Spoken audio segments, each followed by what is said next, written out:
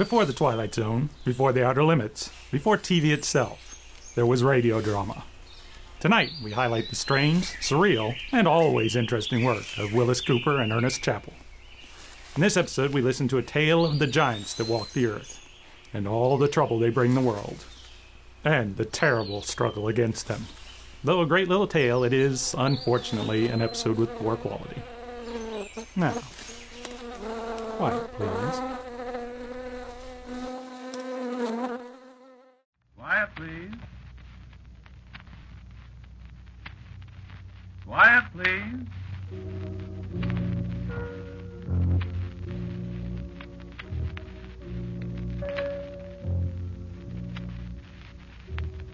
The Mutual Broadcasting System presents the third of a series of unusual dramatic programs written and directed by Willis Cooper and featuring Ernest Chappell. This story is called We Were Here First.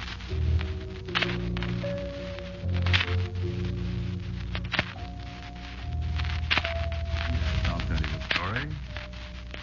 You keep asking for stories, I'll tell you one that'll really give you something to think about. You'll keep thinking about the story till you die. And I have an idea you'll pass it on to the ones who come after you, just as I'm passing it on to you. So you listen carefully.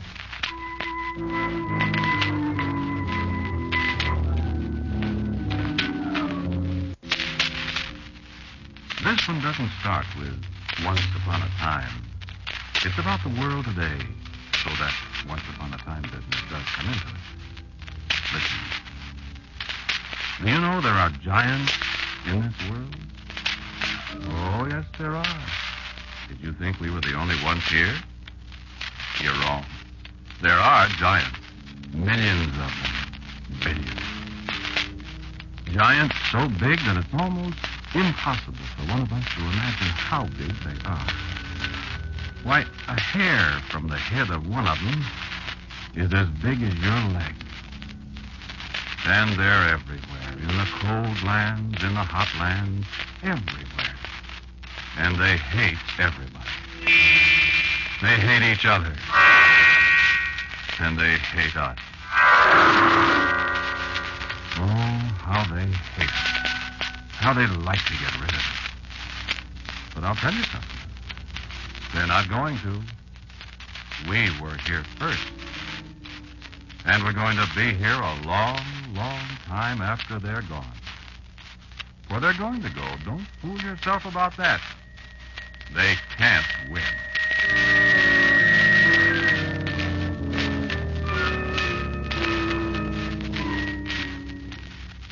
But it isn't going to be easy. Don't fool yourself about that either.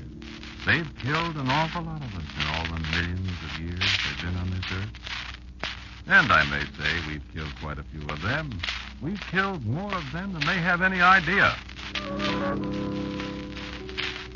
And that, my child, is quite a trick when you consider the difference in our sizes. How big are they?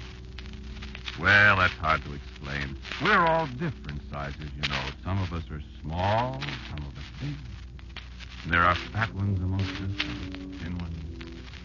And they're the same way. But on the average, I should say they're, about 150 times as tall as we are. Oh, yes, 150 times our size.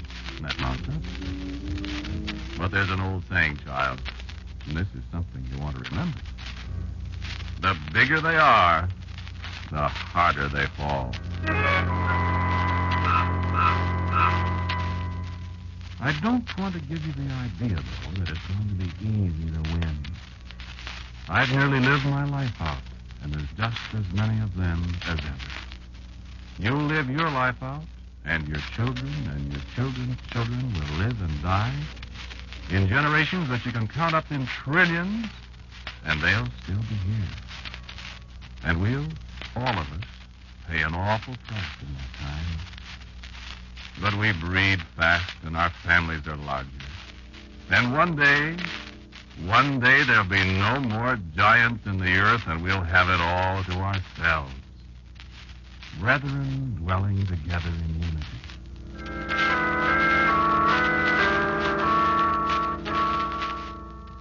That's one of their sayings, too. But they disregard it pretty much. They don't dwell together in unity any more than we do. And that's the bad part of it from our standpoint. If we just had sense enough to get together, if we just stopped fighting amongst ourselves. Now, of course, it's all right for them to fight amongst themselves. That simplifies our problem. Someday, if we're lucky, maybe they'll all kill each other. They try hard enough. Oh, I tell you, they've got weapons, child. They've got an atomic bomb. It works. And some of them are scared to death that it may one day wipe them all out. But we'll see. If it does, good riddance. And our day comes a little sooner. If it doesn't, well, we've got time.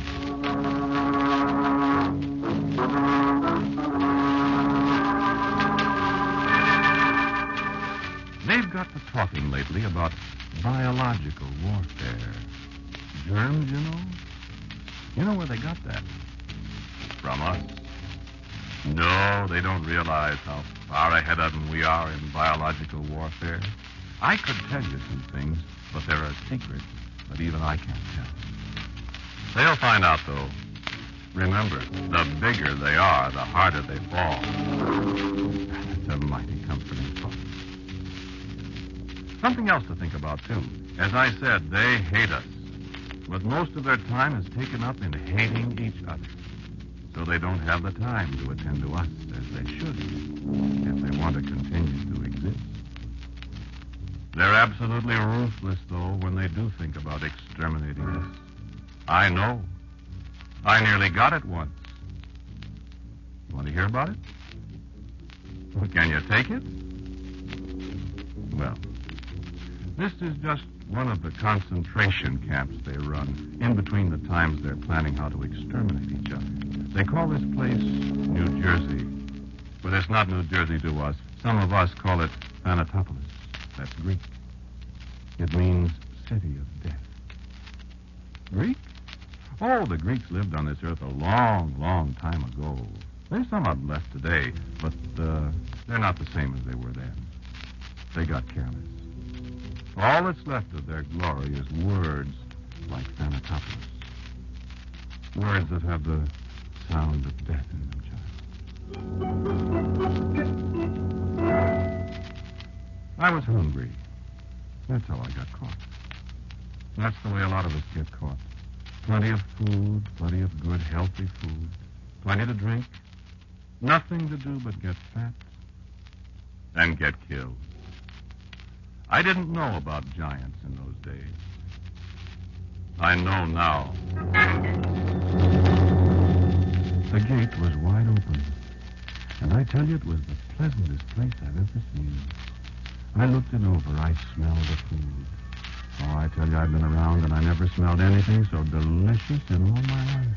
I just went crazy as hungry as I was. Well, the food was just as good as it smelled, and there was plenty of it. I lost my way going in. It's a kind of a labyrinth, you see, and I was interested in the food. I was hungry.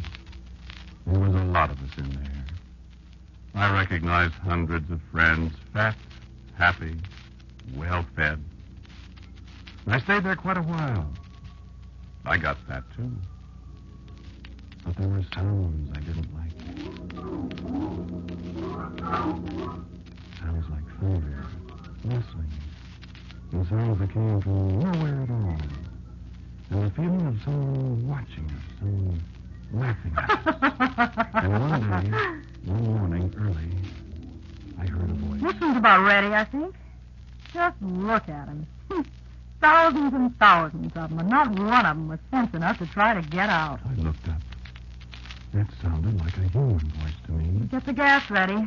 They've had a good time now long enough. You'll see how long it takes them to die. It was a human voice. A giant voice. This particular concentration camp of theirs was run by one of their females. Probably, according to their standards, a very beautiful one.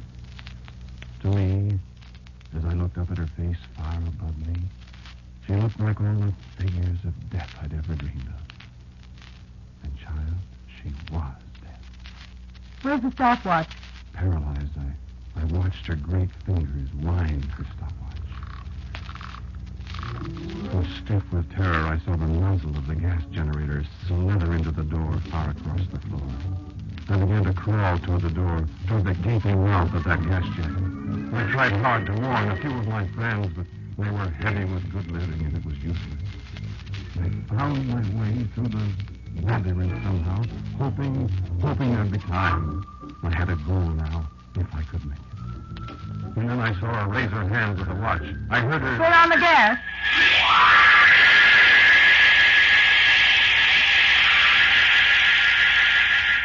One tiny whiff of the gas, one short, infinitesimal breath of it, and I thought my heart would leap from my body.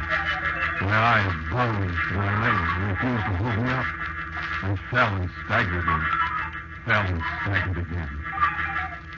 And as I stumbled out into the blessed freshness of the air, I heard the sound of her stopwatch and her laugh. Look at him. Look at him crawl and wiggle. This is the best gas we've used. Look at him. 3 seconds, 4 seconds, and every one of them's dead. This is wonderful. I was dazed. My mind couldn't contemplate such love. 4 seconds, and countless thousands of us dead. And then this is the horror. You know what she did?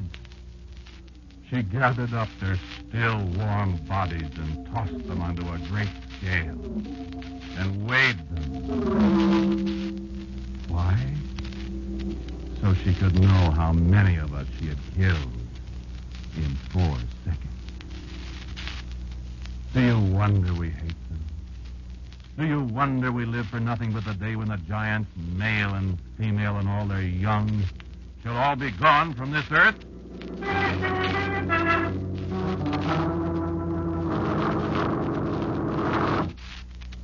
So you see, it must be us or them. And I swear to you, child, we'll stay. We were here first. We're patient. Most of the time, they forget we're here. And that's good, of course, because they're intelligent. They can fly, too. They have marvelous instruments that help them perform amazing things. They've got radar, for instance, but fortunately for us, their radar won't pick us up as ours does them. They've got methods of communication, but theirs aren't as good as ours. And the amazing thing is that most of the remarkable inventions they've thought up and perfected are used for fighting one another. Let them keep on inventing like that. Because, you see, there's one little point they never seem to think about. They fight amongst themselves. But we fight against both sides.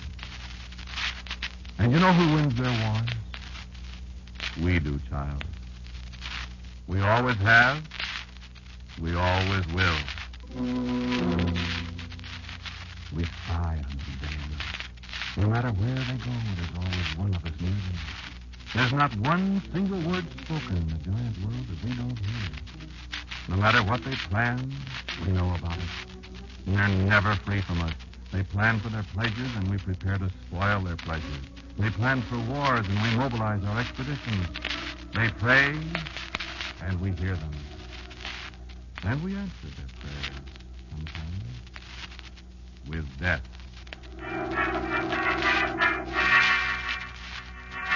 What do you mean? How? You think it's hard for a being our size to kill a being the size of a giant? It isn't. You see, in the first place, we're willing to sacrifice 1 million of us to kill one of them. No, that's true. Not all of us know about the giants. Not all of us know that we're being sacrificed in this endless war. Some of us think we're dying a natural death, I suppose. But we leaders know. You still don't understand? Well, let me give you an example. I said the giants are on the average, perhaps 150 times as tall as we. Well, now, that's just height. If you know anything about mathematics, you realize that that means they're uncounted millions of times bigger than we are. In actual mass, it would probably take a billion of our bodies to make one the size of theirs. Take an ant, for instance. How much bigger is a man than an ant? You see? So, on a plantation in South America... They're coming! The ants! A brown river of ants flowing toward us in a straight line, in a column 50 feet across, miles long. The beasts are fleeing from them. Monkeys, deers, tapirs, jaguars. Ants, tiny creatures only half an inch long. Soldier ants, hungry, leaving only the stripped skeleton of trees to mark the paths they followed. Skeletons picked clean of the animals that fell in their way, stripped clean in a matter of minutes. Ants, tiny creatures only half an inch long. They're coming! We've got to fight them! Fight them with flowing streams of water. And they come on! Fight them with jets of oil. Open the tanks! Drown them! And some die, but they come on. Fight them with fire! Hey, fire here! Set the oil on fire! And some die, but they come on. Run, run! Don't let them get you! They've poison in their jaws. Run, run! Yes! Yes! Yes! Then the brown river flows remorselessly on. Tiny creatures, half an inch long. Then behind them, as the end of the brown river disappears, a clean white skeleton and desolation. So you see, it isn't size.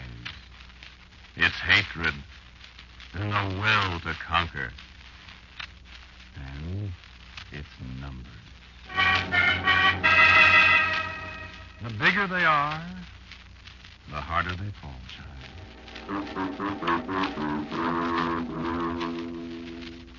So, you haven't seen the giants? You just think you haven't, child. You're young yet, and you mistake them. Sometimes you think it's a cloud that obscures the sun. Sometimes it is, and sometimes it isn't. Don't waste time when a great shadow falls on you, child. It might be one of the giants. And they strike without warning. It's a horrible death. You see, one of the things that makes living in the same world with the giants so terrible is the way they hate us. They hate us in an impersonal kind of a way. They kill us by habit, most of them. They say, there's one, kill him. And that's all there is to it.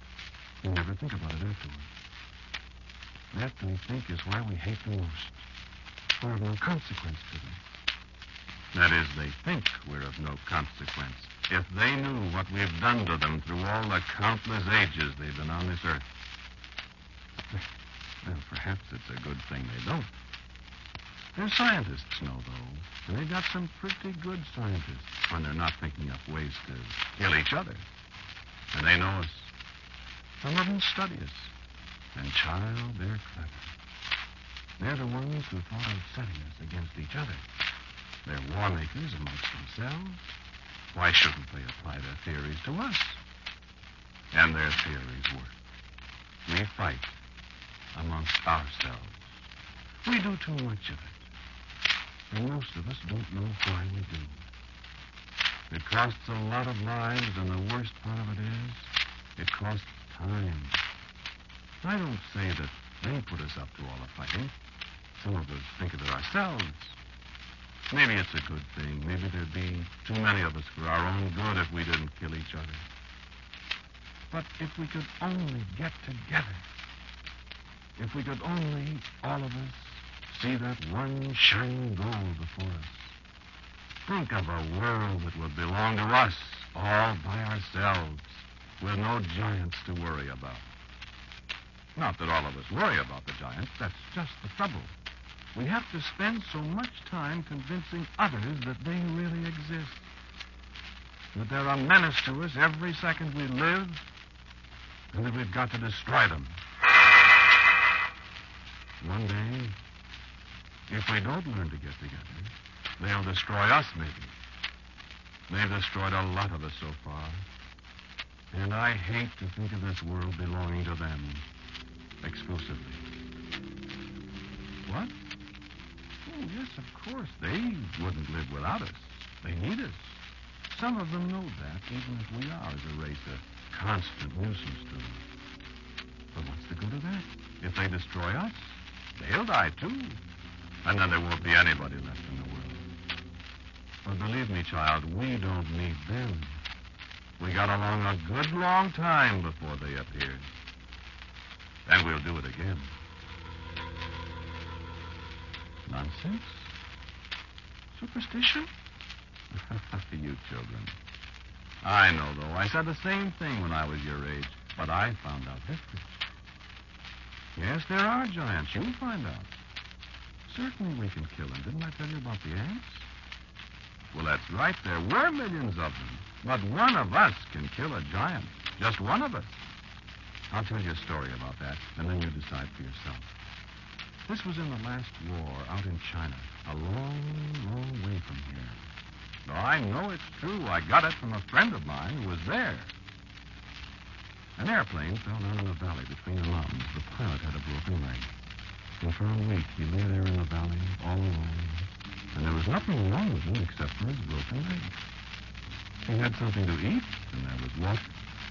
And he needn't have died, except that a bug of some kind bit him, and he got some strange fever.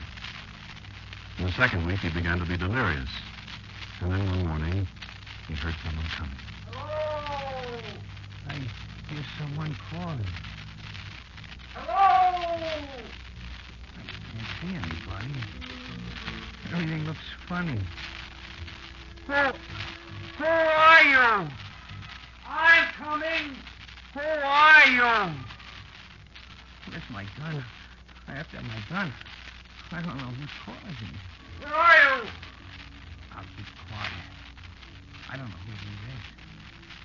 I'll wait. I see him. No. Yes, I do. You're not going to get me. Where are you? I see him. He's so big. It's a giant. Look at him. He's coming closer. A giant. I'll have to kill him. You're not going to get me, giant. Get away from me, giant. You're delirious. Don't you touch me. Don't you come close. Oh, let me help you, kid. No. You're a giant. Think I don't know? You'll come to get me. Take it easy. No, get away from me. I'll kill you. Easy, fella. Take it easy. No, get away, I say. I've got a gun. Put the gun away. Don't touch me. Stop. All right.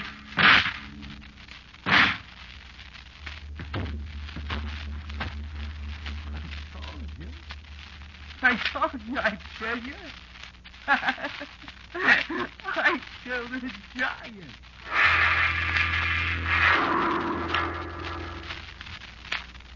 He killed one of them. It was very easy. It was very curious. A little later, when the evening came and his fever cooled a little, that the dead giant looked so much like his friend that had jumped out of the airplane a moment before he did. It was very curious.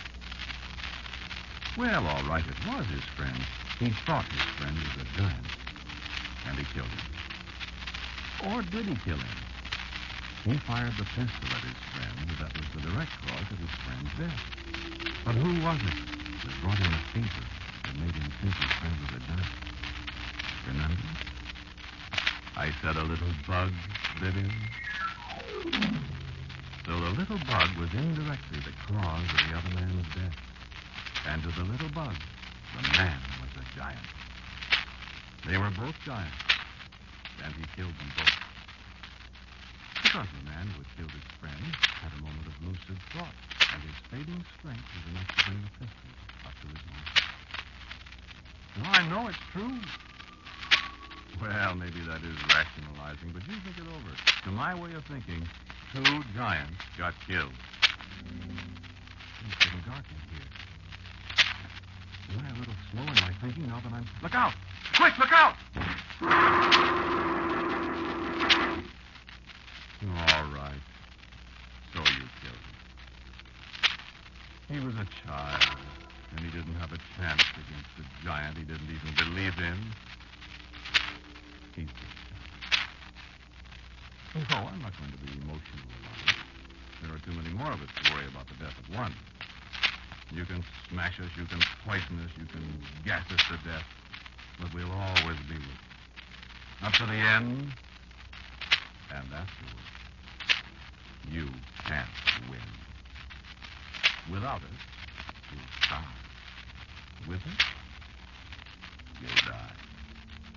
But listen for a second. We're everywhere. We're in the earth. We live in your houses. We eat your food. And we watch you day and night. We've got senses you never dreamed of. We've got weapons that you have no defense for. You walk on your two legs. We've got picks. You fly in your airplane. We've got wings. You make your weapons. We are our own weapons. And if we insects ever get together, giant, or maybe we won't have to. Maybe you'll blast yourselves off the earth and save us the trouble. Your atomic bombs don't mean anything to us. The flies lived at Hiroshima, you know. The beetles are still alive underneath.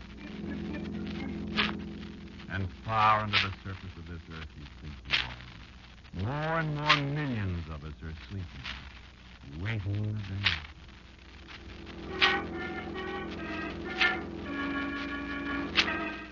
Giant, we'll always be there.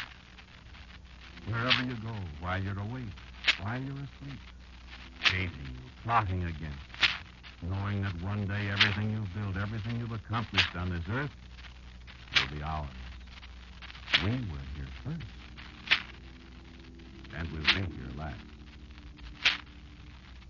There's a fly in the moon, isn't there? And there's a cloud of gnats somewhere outdoors waiting for you and all the rest of the giants we hate. Are you the one that was bragging about the, what did you call it, DDT? Fine, giant. DDT does kill. It kills the good insects and the bad ones alike. Better try again, giant. You can't live without us. And you can't live with us. The bigger they are, the harder they fall. We were here first. Think of that some night when a fat moth blunders in your bedroom window. Maybe he won't be blundering, giant. Maybe he'll be funny. And remember, we're giant killers.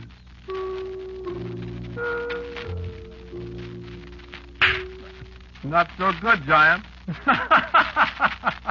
See you tonight.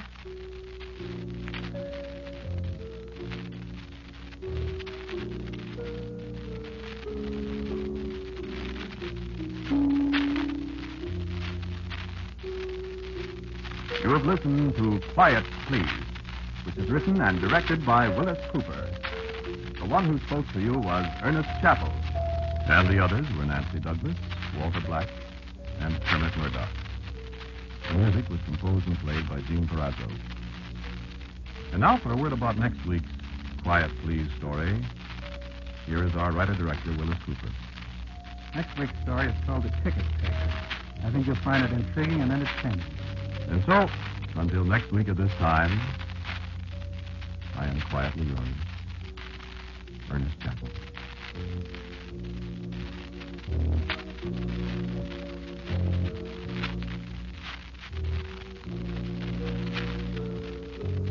This program came to you from New York. Stay tuned now for a fascinating story of strange events and their common sense explanation on The House of Mystery, which follows in just a moment.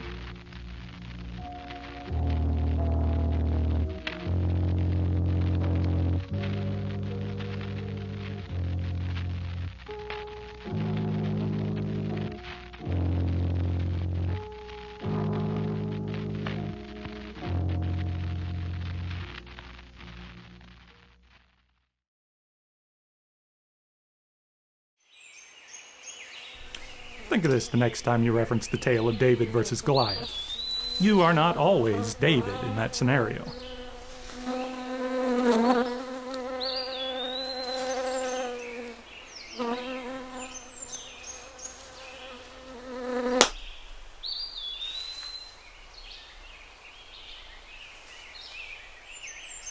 Until next time, enjoy the quiet.